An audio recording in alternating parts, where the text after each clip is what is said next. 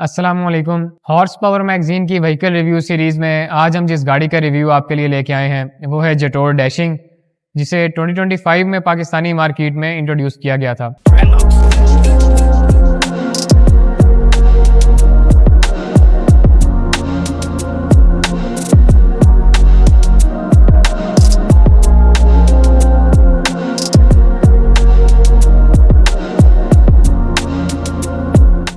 जेटोर Chinese automobile brand है जिसको 2018 में इंट्रोड्यूस किया गया था और डैशिंग को सबसे पहले 2022 में लॉन्च किया गया था, लेकिन पाकिस्तानी मार्केट में इसको 2025 के फरवरी में इंट्रोड्यूस किया गया था।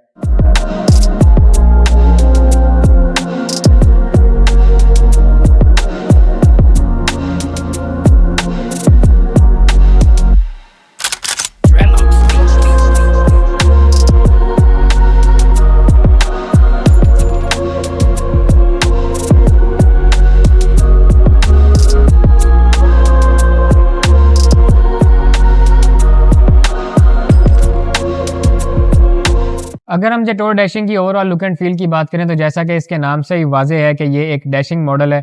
इसका फ्रंट और बैक काफ़ी फ्यूचरिस्टिक है और इस गाड़ी से आपको एक फैमिली क्रॉसओवर एसयूवी प्लस इससे आपको एक स्पोर्टी लुक एंड फील भी महसूस होती है।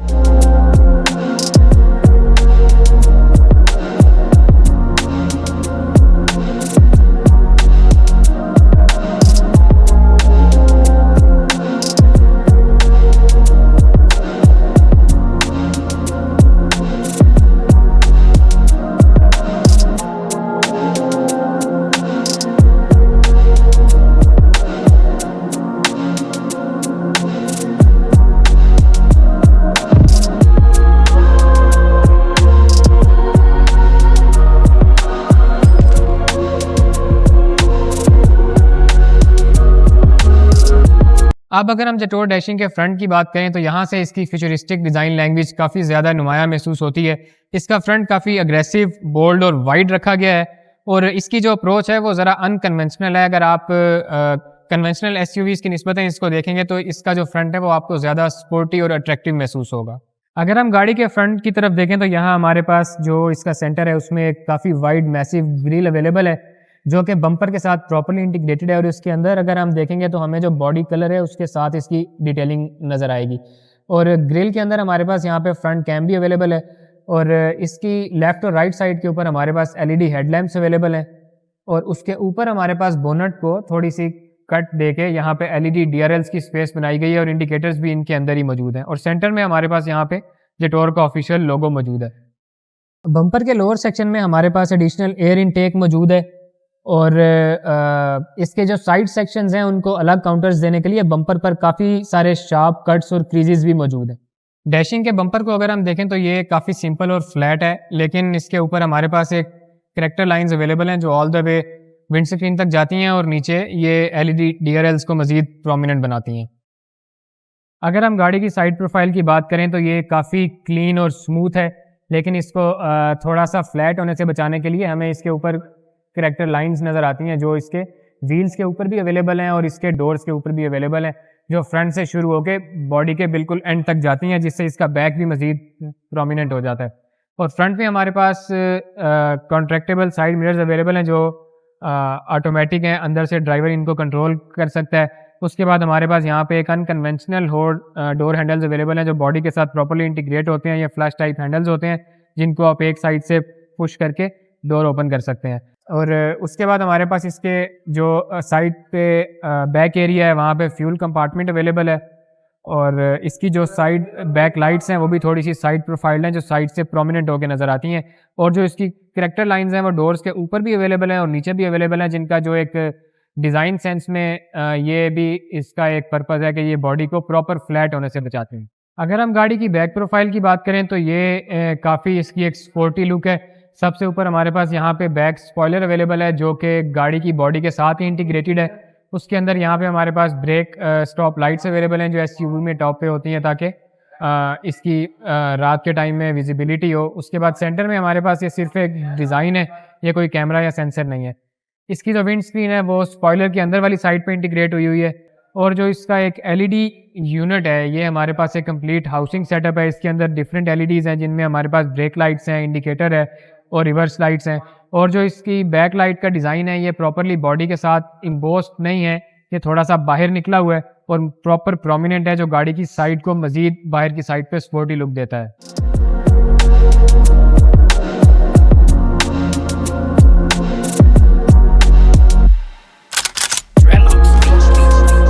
अगर हम गाड़ी के रियर बम्पर के लोअर पोर्शन की बात करें तो यहाँ बॉडी कलर बम्पर के नीचे हमें एक ब्लैक लोअर क्लैडिंग सेक्शन दिया गया है। ये हिस्सा रियर बम्पर को विजुअली डिवाइड करता है और नीचे की तरफ डिफ्यूज़र स्टाइल का ये एक डिज़ाइन महसूस होता है। इसमें हमारे पास फॉग लाइट्स अवेलेबल हैं, उनके नीचे पार्किंग सेंसर्स अवेलेबल हैं जो गाड़ी को रिवर्स करते टाइम पे बीप देते हैं और ड्राइवर को हेल्प आउट करते हैं। इसके अलावा इसमें 360 डिग्री एंगल भी होता है, कैमरा एंगल, लेकिन ये पार्किंग सेंसर्स भी इसमें हेल्प आउट करते हैं। इसका जो एग्जॉस्ट है वो प्रॉपर बाहर की तरफ प्रोमिनेंट नहीं होता, इसलिए इसकी जो बैक शेप है वो ज़्यादा मिनिमलिस्टिक और क्लीन महसूस होती है। लेकिन इसके साथ साथ इसकी जो स्पोर्टी लुक है वो भी इसकी करैक्टर लाइंस और इसमें जो स्टाइलिंग एलिमेंट्स हैं उसकी वजह से मज़ीद प्रोमिनेंट महसूस होती है। और अगर हम गाड़ी के ट्रंक की बात करें तो ये काफ़ी मैसिव और वाइड है, जिसको आप वन बटन क्लिक पे ऑटोमेटिक ओपन कर सकते हैं। और इसके ओपन होने के बाद अगर आप यहाँ पे देखेंगे तो इसकी बूट कैपेसिटी भी काफ़ी ज़्यादा रीज़नेबल है, जो तकरीबन 486 लीटर्स है। और ये जो इसके ऊपर एक एक्स्ट्रा कंपार्टमेंट है, इसके ऊपर भी आप तकरीबन 10 किलो तक का वेट रख सकते हैं, लेकिन इसको हम ये पोर्टेबल है, फोल्ड भी कर सकते हैं, जिसके बाद आप इसमें मज़ीद अपनी ज़रूरत का सामान रख सकते हैं। और इसके ट्रंक के अंदर अगर आप इसकी सीट्स को फोल्ड कर दें तो इसकी कैपेसिटी जो है वो 900+ लीटर्स पे चली जाती है। और यहाँ पे हमारे पास इसके नीचे भी एक अलग से कंपार्टमेंट दिया गया है जिसमें आप अपनी ज़रूरत का सामान रख सकते हैं। और उसके बाद सबसे नीचे हमारे पास यहाँ पे एक स्पेयर टायर भी अवेलेबल है जो आपको ज़रूरत के टाइम पे काम आ सकता है। अगर हम जेटोर डैशिंग के इंजन की बात करें तो ये हमारे पास 1.5 लीटर टर्बोचार्ज पेट्रोल इंजन है जो कि डुअल क्लच ट्रांसमिशन के साथ आता है। डुअल क्लच का बेनिफिट ये होता है कि इसमें आपकी जो गियर शिफ्ट है वो मज़ीद स्मूथ हो जाती है। और इसमें अगर हम इंजन बे को देखें तो इसमें हमारे पास इंजन के ऊपर एक प्लास्टिक का कवर अवेलेबल है और बाकी जो इसके फ्लूइड्स वगैरह हैं और बैटरी है वो इसके लेफ्ट राइट पे अवेलेबल है। और ये इंजन अप्रॉक्सीमेटली 1498 सीसी का होता है जो कि अराउंड 156 हॉर्स पावर का टॉर्क हॉर्स पावर प्रोड्यूस करता है और 230 Nm का ये टॉर्क प्रोड्यूस करता है। और ये हमारे पास फ्रंट व्हील ड्राइव होती है। डोर प्रोफाइल की बात करें तो हमारे पास यहाँ पे ऊपर एक सॉफ्ट टच मटेरियल अवेलेबल है जो डोर के ऊपर से शुरू होता हुआ आपको डैशबोर्ड के अंदर भी टॉप पे नजर आएगा। उसके बाद इसको थोड़ा सा डिस्टिंग्विश करने के लिए हमारे पास एक ये टेक्सचर मटेरियल अवेलेबल है जिसको गाड़ी के मुख्तलिफ हिस्सों में मजीद भी इस्तेमाल किया गया है। और अगर गाड़ी के डोर हैंडल को भी आप देखें तो ये काफ़ी ज़्यादा स्टाइलिश और मॉडर्न महसूस होता है जो कि एक थोड़ा प्रीमियम मटेरियल है। इसके साथ हमारे पास यहाँ पे ग्रीन स्टिचिंग अवेलेबल है, आर्म रेस्ट अवेलेबल है जो बहुत रीजनेबल पोजीशन पे है। हमारे पास यहाँ पे पावर विंडोज़ के कंट्रोल्स अवेलेबल हैं, सेंट्रल लॉकिंग सिस्टम है। उसके बाद ये भी एक हमारे पास एक डोर हैंडल है जिसको अंदर बैठ के इस्तेमाल किया जा सकता है, इससे खींच के दरवाजे को बंद किया जा सकता है, ये मैग्नेटिक है। और इसके बाद हमारे पास नीचे यहाँ पे एक छोटी सी स्टोरेज स्पेस अवेलेबल है जिसमें ड्राइवर अपनी ज़रूरत का सामान रख सकता है। और इसमें डोर का जो बॉटम लेफ्ट कॉर्नर है यहाँ पे हमारे पास स्पीकर्स अवेलेबल हैं। अगर हम जेटोर डैशिंग के इंटीरियर की बात करें तो ये भी एक्सटीरियर की तरह काफ़ी ज़्यादा मॉडर्न है और क्लीन और सिंपल है। इसमें आपको गाड़ी में बैठते ही जो सबसे ज़्यादा चीज़ अपील करेगी वो इसका डैशबोर्ड है, जो दिखने में एक वाइड वन पीस डैशबोर्ड है जो पैसेंजर और ड्राइवर दोनों के सामने बहुत ज़्यादा एक साफ़ सुथरा डिस्प्ले देता है। और उसके बाद डैशबोर्ड के ऊपर आपको मुख्तलिफ जगह के ऊपर स्टाइलिंग एलिमेंट्स नज़र आएंगे जिसमें ग्रीन कलर आपको प्रोमिनेंट नज़र आएगा, ग्रीन स्टिचिंग है और ये वेंट्स के दरमियान में भी ग्रीन प्लास्टिक का इस्तेमाल किया गया है। उसके बाद यहाँ पे नीचे भी डैशबोर्ड में थोड़ा सा वेव्स टाइप का टेक्सचर मौजूद है।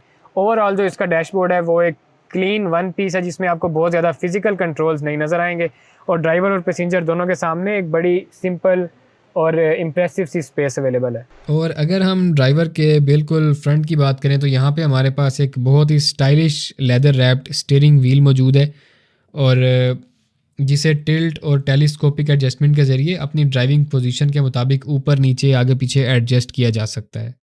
और जो स्टीयरिंग व्हील की लेफ़्ट साइड पे हमारे पास कंट्रोल्स अवेलेबल हैं, इनके ज़रिए हम डिजिटल इंस्ट्रूमेंट क्लस्टर और ड्राइवर इंफॉर्मेशन मेन्यू के लिए इनको यूज़ कर सकते हैं। इन बटन्स के ज़रिए हम ट्रिप या vehicle information, tyre pressure, fuel consumption, data warning, इसके अलावा मैसेज मॉनिटरिंग सिस्टम और इसके अलावा भी कुछ डिस्प्ले मेन्यूज़ को नेविगेट कर सकते हैं। और जो गाड़ी का क्रूज़ कंट्रोल है उसके कंट्रोल्स भी इसी लेफ़्ट साइड के अंदर ही मौजूद होते हैं। स्टीयरिंग व्हील की राइट साइड के ऊपर जो हमारे पास कंट्रोल्स अवेलेबल हैं उनके ज़रिए हम ऑडियो सिस्टम को यूज़ कर सकते हैं, वॉल्यूम को कम या ज़्यादा कर सकते हैं। हमारे पास फ़ोन कॉल्स का ऑप्शन भी है और वॉइस कमांड का बटन भी यहाँ पे अवेलेबल है। और इसमें यह है कि इंफोटेनमेंट सिस्टम को टच किए बगैर हम यहाँ से कुछ हद तक अपना मल्टीमीडिया कंट्रोल कर सकते हैं। अगर आप स्टीयरिंग व्हील के बिल्कुल पीछे देखें तो यहाँ पे हमारे पास पैडल शिफ्टर्स अवेलेबल हैं, जिनके ज़रिए ड्राइवर जो है वो गियर लीवर को यूज़ किए बगैर गियर्स को मैनुअल तरीके से चेंज कर सकता है। और राइट साइड पे जो पैडल शिफ्टर है वो अप शिफ्ट के लिए यूज़ होता है, और लेफ़्ट साइड पे जो पैडल शिफ्टर है वो डाउन शिफ्ट के लिए यूज़ होता है। और स्टीयरिंग व्हील के पीछे हमें राइट साइड के ऊपर हेडलाइट्स, इंडिकेटर्स, टर्न सिग्नल्स के कंट्रोल मिल जाते हैं, जबकि लेफ़्ट साइड पे हमारे पास रियर वाइपर, फ्रंट वाइपर्स और वॉशर वगैरह के कंट्रोल्स अवेलेबल हैं।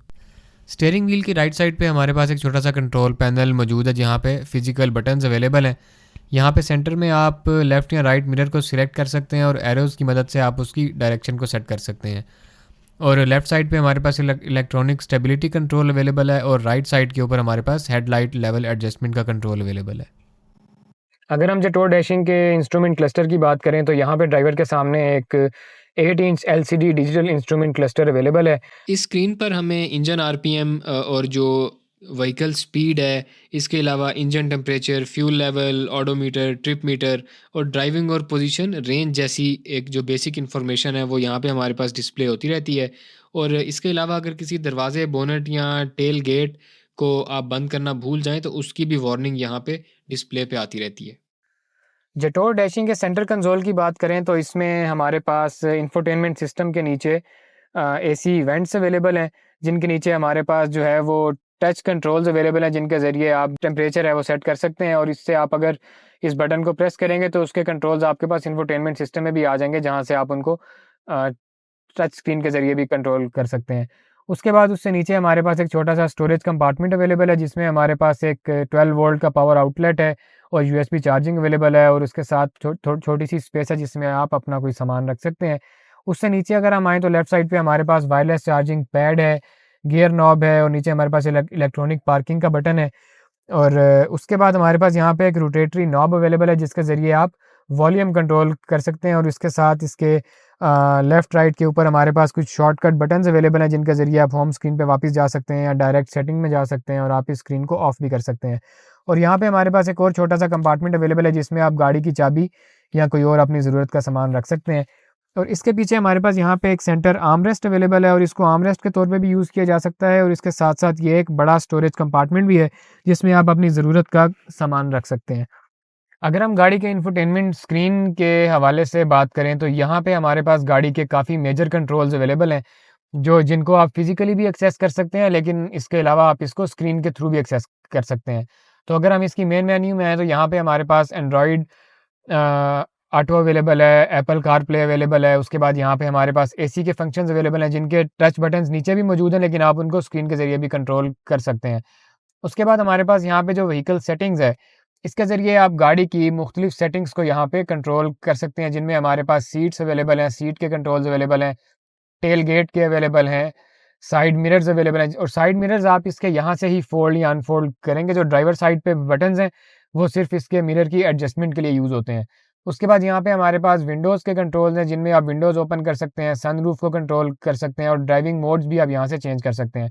उसके बाद जो हमारे पास राइट साइड पे नेविगेशन है, इसके ज़रिए आप इसके लैंप्स कंट्रोल कर सकते हैं, एम्बिएंट लाइटिंग है, और इसके अलावा भी इसमें दीगर व्हीकल सेटिंग्स हमारे पास यहाँ पे मौजूद हैं। तो ये एक फुल पैकेज है, जिसमें आप अपने हैंड एक्सेस के ऊपर ही गाड़ी के वेरियस कंट्रोल्स को यहाँ से ही मैनेज कर सकते हैं। गाड़ी के टॉप में सेंटर में हमारे पास यहाँ पे इंटीरियर लाइटिंग के कंट्रोल्स अवेलेबल हैं, और उसके बाद जो पैनारोमिक सनरूफ है उसके कंट्रोल्स यहाँ पे अवेलेबल हैं। आप इसको एक बटन के ज़रिए ओपन कर सकते हैं, और यहाँ से आप इसको बंद भी कर सकते हैं। उसके बाद यहाँ पे हमारे पास इसके नीचे एक छोटा सा स्टोरेज कंपार्टमेंट भी अवेलेबल है, जिसके अंदर आप अपनी ज़रूरत का कोई सामान रख सकते हैं, मेनली ग्लासेस या कोई और इस तरह की चीज़।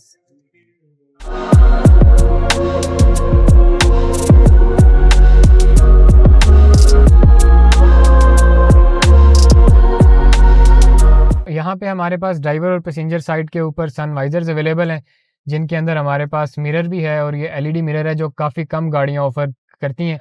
अगर हम पैसेंजर साइड की बात करें तो यहाँ पे हमारे पास काफ़ी ज़्यादा कंफर्टेबल स्पेस अवेलेबल है। आप अपनी टांगें बिल्कुल स्ट्रेच करके यहाँ पे बैठ सकते हैं।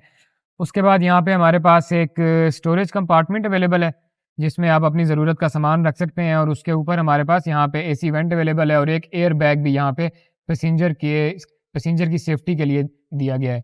और ओवरऑल पैसेंजर साइड जो है वो काफ़ी सिंपल, मिनिमलिस्टिक और क्लीन है।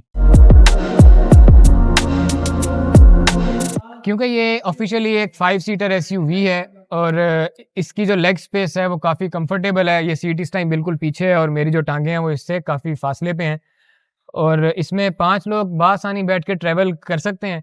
और इसमें हमारे पास सेंटर में ये आर्मरेस्ट भी अवेलेबल है, जिसमें अगर 4 लोग ट्रैवल कर रहे हैं तो यहाँ पे कप्स वगैरह भी रखे जा सकते हैं। इसके अलावा हमारे पास यहाँ पे बैक पे पैसेंजर के लिए भी एसी वेंट्स अवेलेबल हैं, और यहाँ पे एक छोटी सी कंपार्टमेंट स्पेस भी है जहाँ पे वो अपना सामान रख सकते हैं। और इसके अलावा यहाँ पे नीचे भी हमारे पास छोटी सी स्पेस है जिसमें ज़रूरत का सामान रखा जा सकता है।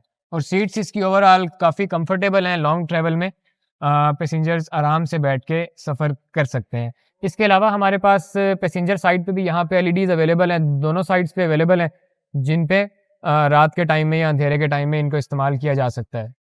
जेटोर डैशिंग में हमारे पास 6 टोटल एयर बैग्स अवेलेबल हैं, जिनमें एक हमारे पास पैसेंजर साइड पे अवेलेबल है, एक हमारे पास स्टीयरिंग व्हील में जो ड्राइवर की सेफ्टी के लिए अवेलेबल है, और 2 हमारे पास फ्रंट पैसेंजर और ड्राइवर के लेफ्ट और राइट साइड पे अवेलेबल हैं, और 2 एयर बैग्स हमारे पास बैक साइड पे अवेलेबल हैं, जो रियर सीट पे जो पैसेंजर बैठे होंगे उनकी सेफ्टी के लिए यूज़ होंगे। अगर हम गाड़ी के व्हील की बात करें तो इसमें हमारे पास 19 इंचज़ के अलॉय व्हील आते हैं, जिनकी स्पेसिफिकेशन जो है वो हमारे पास है 235/55 R19। 235 इसमें हमारे पास टायर की mm में विड्थ होती है, और जो 55 है वो इसके टायर की ओवरऑल एस्पेक्ट रेशो होती है, और इसमें हमारे पास डिस्क ब्रेक्स यूज़ होती हैं हर टायर के अंदर। और अगर इस गाड़ी के ओवरऑल साइज़ प्रोपोर्शंस की बात की जाए तो इसकी लेंथ तकरीबन 45-90 mm है, जो अप्रॉक्सीमेटली 15.1 फीट बनती है, और इसकी विड्थ 1900 mm है, जो तकरीबन 6.3 फीट बनती है, और इसकी जो हाइट है वो 1685 mm है, जो अराउंड 5 फीट और 6 इंचज़ बनती है, और जो इसकी व्हील बेस है वो 2720 mm है, जो तकरीबन 8 फुट और 11 इंच बनती है। अगर हम जेटोर डैशिंग की प्राइस रेंज की बात करें तो ये काफ़ी कंपेटिटिव प्राइस रेंज में फॉल करती है, जिसमें इसकी जो एक्स फैक्ट्री प्राइस है दैट इज़ अराउंड 78,99,000, लेकिन जब आप इसको किसी डीलरशिप से लेते हैं तो आपको ये अराउंड 81 के पड़ जाती है। और जो इसकी फ्यूल एवरेज है वो तकरीबन 10 से 12 एवरेजली ये देती है, लेकिन अगर आप इसको शहर में चलाएंगे तो ये डिपेंड करता है आपके पाँव की सेटिंग्स के ऊपर, उसके बाद आपके कि आप एसी यूज़ करते हैं या नहीं करते। तो जो इसकी एक नॉर्मल एवरेज है जो आपको ये हाईवे पे देती है that is around 10 to 12 kilometre पर लीटर, और इसका जो फ्यूल टैंक है वो अराउंड 57 लीटर्स का होता है।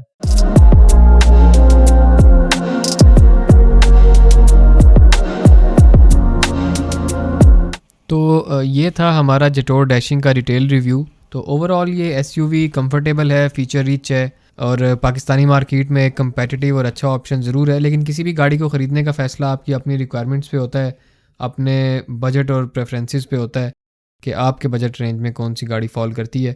तो आपको जेटोर डैशिंग कैसी लगी और इस सेगमेंट में आप इसे कहाँ देखते हैं? अपनी राय से हमें कमेंट सेक्शन में ज़रूर आगाह कीजिएगा। हॉर्स पावर मैगज़ीन की जानिब से आज के रिव्यू में इतना ही। आपको अगर हमारा रिव्यू पसंद आया है तो वीडियो को लाइक और शेयर ज़रूर करें, और मज़ीद गाड़ियों के रिव्यू के लिए हॉर्स पावर मैगज़ीन को सब्सक्राइब करें। इंशाल्लाह मिलते हैं अगली वीडियो में, तब तक के लिए अल्लाह हाफ़िज़।